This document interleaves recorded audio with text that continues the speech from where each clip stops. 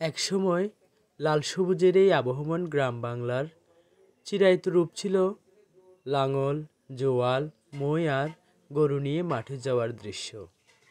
এখন বিজ্ঞান ও প্রযুক্তির প্রসারে কৃষি থেকে হারিয়ে যাচ্ছে গরু, লাঙল, জোয়াল ও মই।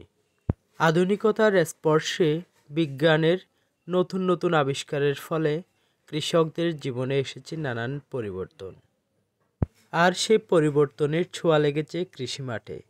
ফলে কৃষি মাঠ থেকে কৃষকের সে বাটিয়ালি গান, লাঙল ও গরু দিয়ে জমি চাষ করতে দেখা যায় না কৃষকদের।